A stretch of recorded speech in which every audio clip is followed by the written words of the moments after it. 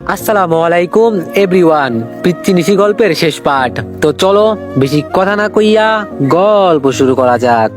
নিশি বলল, তখন ওই মেয়েটাকে থাপ্পড় মারাটা আমার উচিত হয়নি। আমি মনে মনে ভাবলাম, একেই বলে গ্রামের সহজ সরল মেয়ে, নিজে মেরে নিজেই এখন আফসোস করতেছে। সত্যি নিশির মনটা অনেক নরম। আমার চুপ থাকা দেখে নিশি আবার বলল, কি হলো, চুপ করে আছো কেন?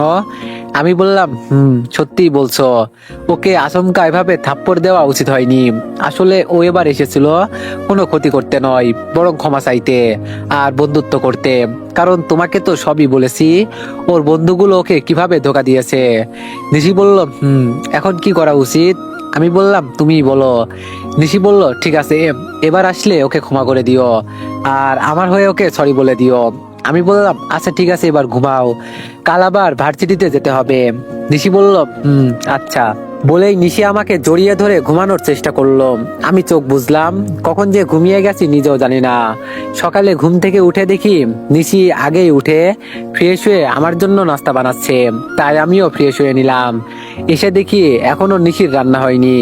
আমিও কিচেনে গেলাম, গিয়ে আচমকা নিশিকে পিছন থেকে জড়িয়ে ধরলাম। নিশি আমার স্পর্শ পেয়ে কেঁপে উঠলো আর বলল, কি করছো, ছাড়ো তো, দেখছো না আমার জামাইটার জন্য রান্না করছি। আমি বললাম, কিন্তু আমার ছাড়তে ইচ্ছে করছে না। বলেই নিশির ঘাড়ে একটা কিস করে ওর কাঁধে থুতনি রাখলাম। তারপর নিশি বলল, ছাড়ো তো, এখন রান্না এখনো শেষ হয়নি, ভার্সিটিতে যেতে হবে না, পারলে একটু হেল্প করো। আমি বললাম, ওকে বাবা, করছি। বলেই আমিও নিশিকে রান্নার কাজে হেল্প করলাম। রান্না শেষে দুজনে ফ্রেশ হয়ে এসে খাওয়া দাওয়া করে নিলাম। তারপর ভার্সিটির উদ্দেশ্যে রওনা দিলাম। আগে নিশিকে ওর কলেজে নামিয়ে দিয়ে আমিও আমার ভার্সিটিতে চলে আসলাম। ক্লাসে এসে দেখি আজ রাইসা আসেনি। মনে মনে ভাবলাম, যাক, ভালোই হলো, শান্তি মতো ক্লাসটা করতে পারবো। বলেই আমি আমার নির্দিষ্ট স্থানে গিয়ে বসে পড়লাম। ক্লাসগুলো রীতিমতো মনোযোগ সহকারে করলাম। তারপর কিছুক্ষণ ক্যাম্পাসে বসে থেকে দুপুর হলে নিশির কলেজের সামনে দাঁড়ালাম।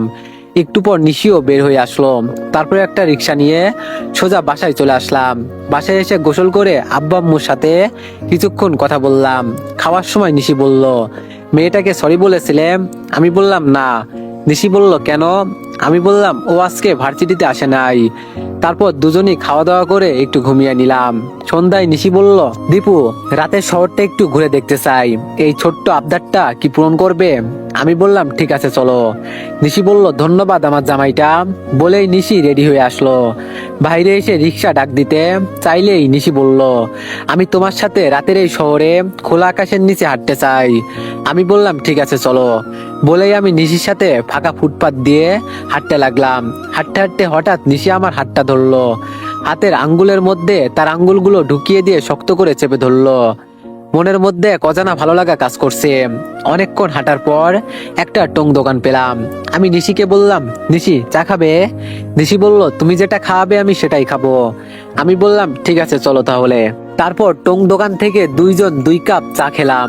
খাওয়া শেষে বিল মিটিয়ে দিয়ে বাসার দিকে রওনা দিলাম। অনেক্স হচ্ছে সবচেয়ে বিশ্বস্ত বুকমেকার, যা পিএইচডি এবং সিরি অ্যাপের অফিসিয়াল পার্টনার। এই অ্যাপসে আপনি cricket, football, tennis live match দেখতে এবং তাদের স্কোর ভবিষ্যৎবাণী করে সহজেই অর্থ উপার্জন করতে পারবেন। সেই সাথে বিএমডব্লিউ গাড়ি, আইফোন, ল্যাপটপ এবং আরো অনেক নগদ পুরস্কার জেতারও সুযোগ রয়েছে। এই অ্যাপটিতে আপনি class crystal, under and over 21 ইত্যাদি গেম খেলে সহজেই আয় করতে পারবেন। আপনি বিকাশ, নগদ, রকেট, ব্যাংক, ক্রিপ্টো, পেপাল এবং অন্যান্য সহজ পদ্ধতির মাধ্যমে সহজেই আপনার জেতা টাকা তুলতে পারবেন। এখানে আপনি 24 ঘন্টা 7 দিন গ্রাহক সহায়তা পাবেন। তাই এখনই গুগলে অনেক সার্চ করে প্রথম ওয়েবসাইটে গিয়ে রেজিস্ট্রেশন করুন। আর হ্যাঁ, রেজিস্ট্রেশনের সময় আমার প্রোমো কোড VOTO7 ব্যবহার করে প্রথমবার ডিপোজিটে 20,000 টাকা পর্যন্ত পান। অনেকক্ষণ পর বাসায় এসে নিশি রান্না করতে চলে গেল। আমিও ফোনে গান শুনতে লাগলাম। রান্না শেষে দুজন খাওয়া দাওয়া করে একে অপরকে জড়িয়ে ধরে ঘুমিয়ে গেলাম। এভাবে 7 দিন কেটে গেল। এই 7 দিনে রাইসা ভার্সিটিতে আসলো না। নিশিও বলতে লাগলো মেয়েটাকে সরি বলেছি কিনা, কিন্তু আমি প্রতিদিনই বলি ও ভার্সিটিতে আসে না। মনের মধ্যে ওকে নিয়ে অজানা চিন্তা উকি দিতে লাগলো। ও তো একদিন ভার্সিটি মিস করে না, তাহলে 7 দিন আসলো না কেন? ওর কিছু হয়েছে নাকি? পরের দিন ভার্সিটিতে গিয়ে দেখি আজকেও রাইসা আসেনি। এবার চিন্তাটা একটু গাঢ় হলো। ক্লাস করে বাইরে বসে আছি, ভাবতে ভাবতে কখন যে নিশির কলেজ ছুটি দিয়ে দিয়েছে খেয়ালই করিনি। নিশি আমার দেরি দেখে ও নিজেই দেখেই আমার ভার্সিটিতে চলে আসলো। এসে বলল, তুমি এখানে আজকে নিতে এলে না যে? আমি বললাম, খেয়াল করিনি, কখন সময় ওভার হয়ে গিয়েছে। নিশি বলল, কেন, কি হয়েছে, কি চিন্তা করছো? আমি বললাম, মেয়েটা আজকেও ভার্সিটিতে আসেনি। নিশি বলল, টেনশন করো না, বাসায় চলো। আমি বললাম, বলেই আমি আর নিশি বাসার উদ্দেশ্যে হাঁটা শুরু করলাম। ভার্সিটি থেকে বের হতেই দেখলাম একটা গাড়ি আমাদের সামনে এসে দাঁড়ালো। একটু পরে দেখলাম গাড়ি থেকে রাইসার আব্বু মানে আঙ্কেল বের হয়ে আসলো। ওনাকে অনেকদিন পর দেখলাম। তারপর আমি বললাম, আসসালামু আলাইকুম আঙ্কেল। আঙ্কেল বলল, ওয়ালাইকুম আসসালাম। আমি বললাম, কেমন আছেন আপনি? আঙ্কেল বলল, ভালো নেই বাবা। আমি বললাম, কেন, কি হয়েছে আঙ্কেল? আঙ্কেল বলল, রাইসাকে নিয়ে অনেক বিপদে আছি। আমি বললাম, কেন, কি হয়েছে রাইসার? আঙ্কেল বলল, নিজের রুম থেকে বের হয় না, কিছু খায়ও না। জিজ্ঞাসা করলে বলে তোমাকে সরি না বলা পর্যন্ত ও কিছুই খাবে না। 2 দিন হলো না খেয়ে অনেক অসুস্থ হয়ে গেছে। তাই তোমার কাছে আসলাম, প্লিজ তুমি আমার সাথে চলো। আর ও তো ওর ভুল বুঝতে পারছে, তাই তুমি ওকে ক্ষমা করে দাও প্লিজ। আমি বললাম, ঠিক আছে আঙ্কেল, আমি আপনার সাথে যাব। নিশি বলল, আমিও যাব তোমার সাথে। আঙ্কেল বলল, এই মেয়েটা কে দীপু? আমি কিছু বলার আগেই নিশি বলে উঠলো, আমি ওর বউ। আঙ্কেল বলল, দীপু তুমি বিয়ে করলে কবে? আমি বললাম, এইবার গ্রামে গিয়ে। আঙ্কেল বলল, মাশাল্লাহ, অনেক সুন্দর লাগছে তোমাদের। আমি বললাম, ধন্যবাদ। আঙ্কেল বলল, তাহলে চলো আমার সাথে। আমি বললাম, চলেন। বলেই আমি নিশি আর আঙ্কেল ওনার গাড়িতে উঠলাম। কিছুক্ষণের মধ্যেই রাইসাদের বাসায় পৌঁছে গেলাম। নিশি আমাকে বলল, অনেক সুন্দর বাসা তো, অনেক বড় লোক তাই না? সেজন্যই মেয়েটার একটু অহংকারী। আমি বললাম, তারপর আন্টির সাথেও সাক্ষাৎ করলাম। আমি আর নিশি এখন রাইসার রুমে ঢুকলাম। তারপর আমি বললাম, ম্যাডাম এইসব কি, আপনি নাকি কিছুই খাচ্ছেন না? রাইসা বলল, তাতে তোমার কি? আমি বললাম, আমারই তো সব। রাইসা বলল, মানে? আমি বললাম, মানে আমার বন্ধু যদি না খেয়ে থাকে তাহলে তো আমারই কষ্ট হবে তাই না? রাইসা বলল, বন্ধু? আমি বললাম, হ্যাঁ বন্ধু। আপনি যেদিন ক্ষমা চাইছেন ওই দিনই আমি ক্ষমা করে দিয়েছি আর বন্ধু বলে স্বীকৃতি করেছি। রাইসা বলল, না করনি। আমি বললাম, কি করে? রাইসা বলল, যদি করতে তাহলে ম্যাডাম আপনি এগুলো বলতেন না। আমি বললাম, আচ্ছা সরি, আর বলবো না, এখন তো অন্তত খেয়ে নাও। তারপর নিশি বলল, আসলে আমিও সরি, আমাকে ক্ষমা করে দিও। রাইসা বলল, কেন? নিশি বলল, কারণ ওই দিন হঠাৎ তোমাকে থাপ্পড় দেওয়াটা আমার উচিত হয়নি। রাইসা বলল, সরি বলতে হবে না, ওইটা আমার প্রাপ্য ছিল। কারণ আমি দীপুর সাথে যে ব্যবহার করেছি সেজন্য থাপ্পড়টা কমই মনে হয়েছে, আমি কিছুই মনে করিনি। আমি বললাম, বাদ দাও না। নিশি বলল, ওকে, তাহলে আজ থেকে আমরাও ফ্রেন্ড। রাইসা বলল, ওকে ফ্রেন্ড। তারপর আমরা 3 জন অনেকক্ষণ আড্ডা দিলাম। আঙ্কেল আন্টিও 7 দিন পর রাইসাকে হাসতে দেখে তারাও অনেক খুশি হলো। তারপর দুপুরে আঙ্কেল আন্টি না খেয়ে কিছুতেই আসতে দিল না, তাই আমরা সবাই মিলে একসাথে দুপুরের খাবার খেয়ে নিলাম। তারপর আরো একটু রেস্ট নিয়ে বিকেলে আমি আর নিশি বাসায় চলে আসলাম। রাইসা সুস্থ না হওয়া পর্যন্ত আমি আর নিশি প্রতিদিনই রাইসাকে দেখতে যেতাম। কয়েকদিন পর রাইসাও পুরোপুরি সুস্থ হয়ে উঠলো, তাই সে ভার্সিটিতে আসা শুরু করেছে। এখন ক্লাস শেষে আমি রাইসা একসাথে ক্যাম্পাসে আড্ডা দিই। তারপর আড্ডা শেষ হলে নিশিকে কলেজ থেকে বাসায় নিয়ে আসি। বিকালে আবার আমরা 3 জন একসাথে ঘুরতে বের হই। এভাবে নিশির ভালোবাসা আর রাইসার বন্ধুত্বের মাঝে কেটে গেল আরো 1 বছর 8 মাস। নিশির সামনে ইন্টার এক্সাম, আমার আর রাইসার অনার্সের ফাইনাল এক্সাম। পড়াশোনা 3 জনেরই চাপ বেড়ে গেল। এখন আর প্রতিদিন ঘুরতে যাই না, কিন্তু একদিন পড়ার একঘেয়েমি দূর করার জন্য 3 জনই ঘুরতে বের হলাম। অনেক ঘোরার পরে রাইসাকে বাসায় নামিয়ে দিতে আমার বাসায় ফিরতে অনেক রাত হয়ে গেল। হঠাৎ আকাশটা অনেক মেঘাচ্ছন্ন হয়ে আসলো, চারিদিকে অন্ধকার নেমে আসলো। বাসায় আসতে ঝুম বৃষ্টি শুরু হয়ে গেল, সাথে গুড়গুড় করে মেঘের গর্জন। খুব রোমান্টিক ওয়েদার তৈরি হলো। নিশি আমাকে বলল, চলো ছাদে যাই।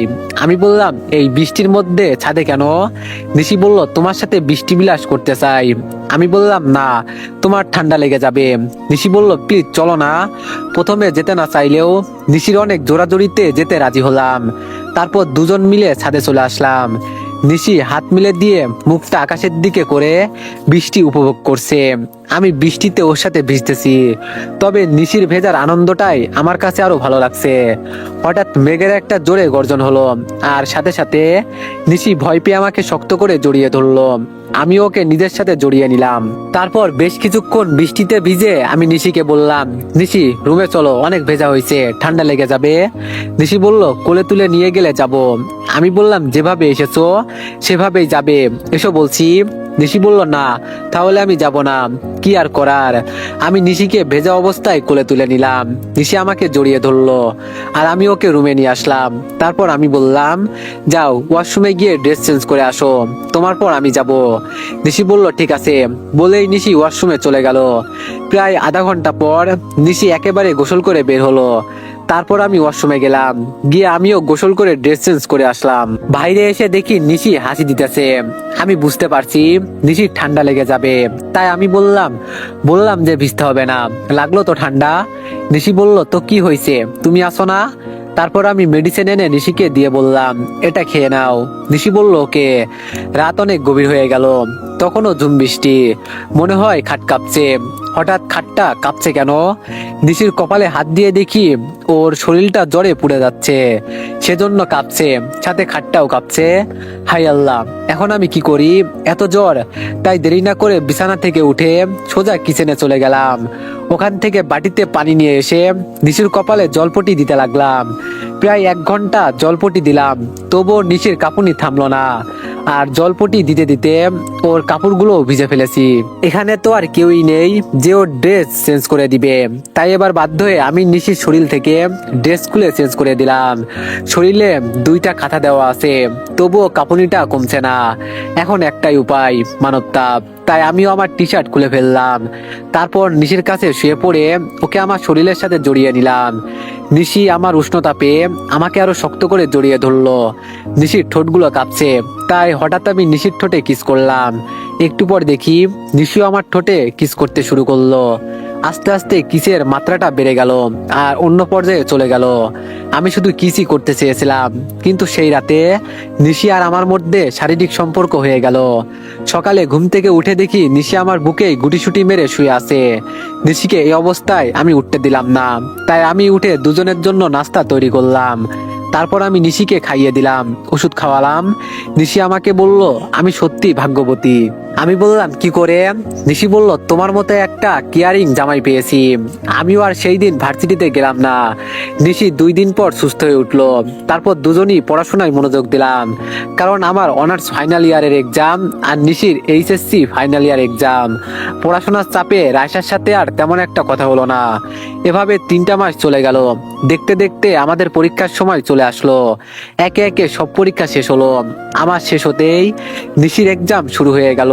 প্রতিদিনই নিশিকে আমি এক্সামে নিয়ে যাই, আবার এক্সাম শেষে বাসায় নিয়ে আসি। নিশিকে এই কয়েকদিন কোনো কাজ করতে দিলাম না। শেষ এক্সামের দিন নিশি আমাকে বলল, তোমার জন্য একটা সারপ্রাইজ আছে। আমি বললাম, কি সারপ্রাইজ, বলো। নিশি বলল, এখন বলবো না, আগে এক্সামটা দিয়ে আসি, তারপর বলবো। আমি বললাম, ঠিক আছে। নিশি বলল, কিন্তু তুমি একা আসবে না, রায়সাকেও নিয়ে আসবে। আমি বললাম, কেন? নিশি বলল, কারণ এই সারপ্রাইজের আনন্দটা আমি সবার সাথে ভাগাভাগি করে নিতে চাই। আমি বললাম, ঠিক আছে, আনবো। তারপর আমি নিশিকে শেষ এক্সাম দেওয়ার জন্য কলেজে নিয়ে গেলাম। নিশি এক্সাম হলে ঢুকলে আমি রায়সাকে ফোন করে ডেকে আনি। রায়সাও এসে বলল, বলো কি সারপ্রাইজ? আমি বললাম, আমি নিজেও জানি না, নিশি দিবে সারপ্রাইজ, তাই তোমাকেও আসতে বলছে। রায়সা বলল, ওকে। তারপর নিশির এক্সাম শেষ হয়ে বের হয়ে আসলো। আমি বললাম, এক্সাম কেমন হলো? নিশি বলল, আলহামদুলিল্লাহ। রায়সা বলল, এখন বলো সারপ্রাইজটা কি? নিশি বলল, এখানে বলবো না। আমি বললাম, তাহলে কোথায় বলবে? নিশি বলল, আজ থেকে সবাই তো ফ্রি, এক্সামও তো শেষ, চলো আজকে সারাদিন কোথাও ঘুরে আসি। রায়সা বলল, মন্দ হয় না, চলো তাহলে।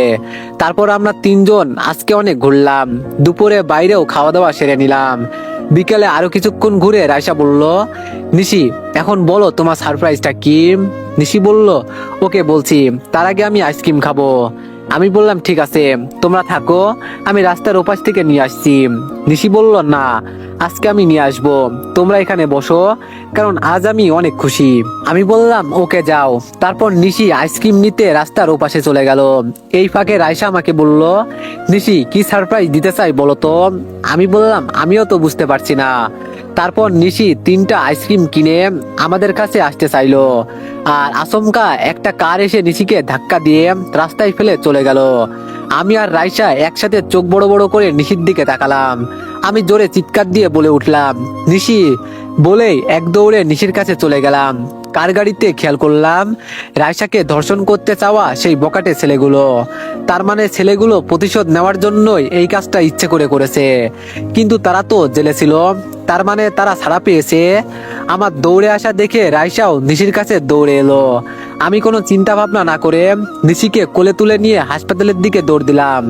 আমি নিশিকে বলছি, নিশি তুমি প্লিজ চোখ বন্ধ করবে না, আমি তোমার সাথেই আছি, তোমার ভালোবাসা তোমার সাথেই আছে, তোমার কিছুই হবে না, তোমাকে আমি কিছুই হতে দিব না। আমার চোখ দিয়ে টপ টপ করে পানি পড়ছে। রাইসাও আমার পিছনে দৌড়ে আসছে। কিছুক্ষণ পর কাছেই একটা হাসপাতালে নিশিকে নিয়ে ঢুকলাম।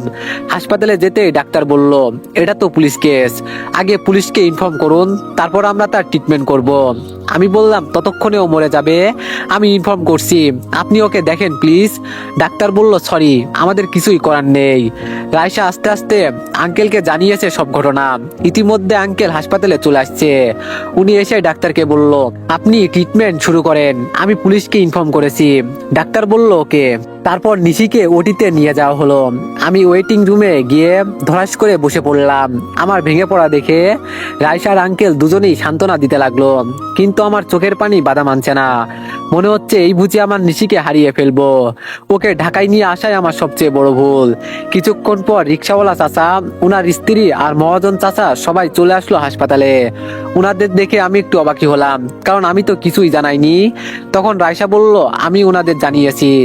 আজকে এত কষ্টের মাঝে একটু হলেও ভালো লাগছে যে ঢাকায় আমার কেউ ছিল না, সেখানে আজ আমার জন্য এত মানুষ আমার পাশে দাঁড়িয়েছে।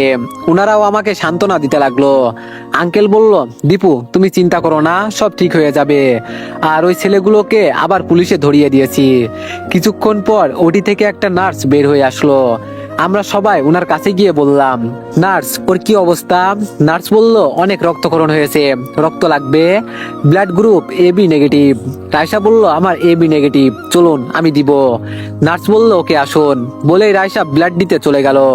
আমি ভাবলাম যে আমাকে গাইয়া খ্যাত বলে সহ্য করতে পারতো না, আর সেই আমার ভালোবাসার মানুষটাকে রক্ত দিচ্ছে। যাই হোক, রায়সা ব্লাড দিয়ে আবার আমাদের কাছে এলো। আমি বললাম, ধন্যবাদ রায়সা। রায়সা বলল, আরে কি বলে এইসব, নিশি আমার বন্ধু না। প্রায় 4 ঘন্টা পর ডাক্তার ওটি থেকে বের হলো। আমি উত্তেজিত হয়ে জিজ্ঞেস করলাম, ডাক্তার আমার নিশির কি অবস্থা? ডাক্তার বলল, আলহামদুলিল্লাহ, she is out of danger, এখন সে বিপদমুক্ত।